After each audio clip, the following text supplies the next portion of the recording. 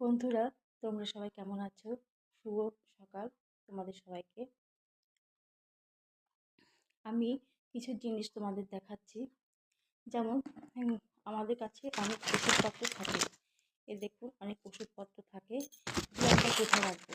এইভাবে প্লাস্টিকে না রেখে, প্লাস্টিকে অনেক ওষুধ আছে, দেখুন এইভাবে প্লাস্টিকে না রেখে ওষুধপত্রগুলোকে যদি আমরা এভাবে বক্সের মধ্যে রেখে দিই, এরকম ধরনের কিছু বক্স না থাকলে অন্য রকমের বক্স থাকলেও হবে।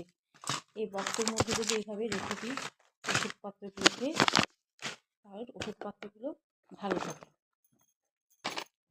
তারপর দেখাচ্ছি, আমরা চুলে অনেকে হেয়ার কালার দিয়ে থাকি।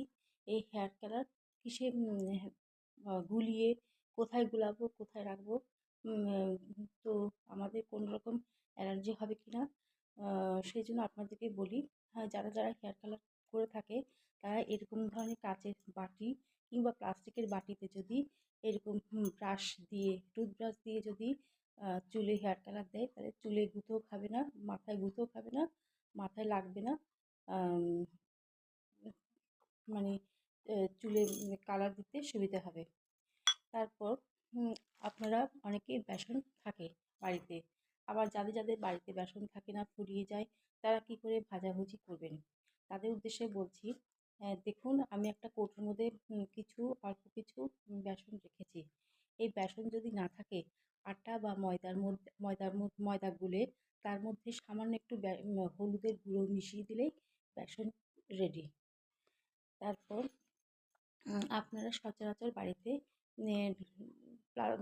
ঢাকনা দিয়ে থাকেন,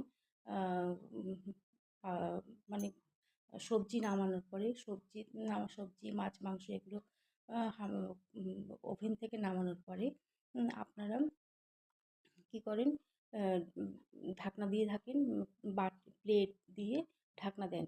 তো সেই আপনাদের উদ্দেশ্যে বলছি, প্লেট দিয়ে যদি ঢাকনা না দিয়ে এরকম ধরনের কিছু ঢাকনা আছে, বা অন্য ধরনের ঝুড়ি দিয়ে, এরকম ধরনের কিছু ঝুড়ি কিংবা এই জিনিসটা না থাকলে, উপরের জিনিসটা না ছাড়া যদি ঢাকনা পাওয়া যায়, তাহলে ঝুড়ি এরকম ধরনের ঝুড়ি পাওয়া যায়, ঝুড়ি চাপা দিয়ে রাখবেন। তারপর আমার কাছে অনেক এখানে কিছু ময়লা রয়েছে, এখানে একটা ময়লা পড়ে রয়েছে। এই ময়লাটা আমি কোথায় রাখবো? এরকম ধরনের যদি কৌটো কাটা পান, তার মধ্যে এরকম ধরনের ছোট